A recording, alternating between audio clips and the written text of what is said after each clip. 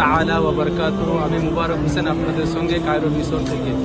আজকে আমার ভিডিও বানানোর মূলত কোনো ইচ্ছা ছিল না, বাট আমার বন্ধুরা বারবার করে আমাকে বলে, মুবারক ভাই আপনি তো কয়েক বছর ধরে মিশরে আছেন, যদি কয়েকটা ভিডিও আমাদেরকে বানিয়ে দিতেন। তো আলহামদুলিল্লাহ আমাদের আল আজহারের এক্সামও শেষ হয়েছে, আর আমি এখন ফ্রিও আছি।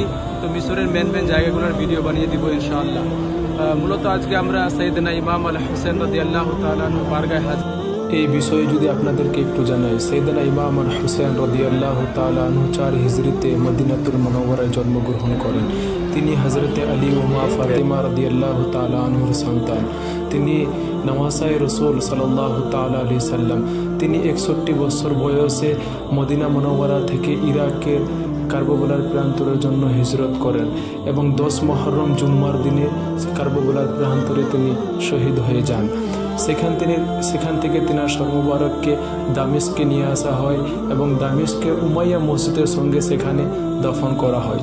পরবর্তীতে দামেস্ক থেকে আসকালানে নিয়ে যাওয়া হয় এবং 548 হিজরিতে কুরুসের সময় সর্ববারকের সম্মানহানি হতে পারে এই বিষয়কে কেন্দ্র করে সেখান থেকে কায়রোর মিশরে আনা হয় এবং এই মিশরকে কেন্দ্র করে একটা মসজিদ তৈরি করা হয়, যে মসজিদের নাম হলো সাইয়েদনা ইমাম আল হোসেন রাদিয়াল্লাহু তাআলা আনহু, যেটা এখন আপনারা ভিজিট করছেন মসজিদ এবং তিনার সর মুবারকের মাজার মুবারক এবং বাহিরের কিছু দৃশ্য আপনারা নিজেরা দেখে জিয়ারত করুন এবং অপরকে দেখার সুযোগ করে দিন।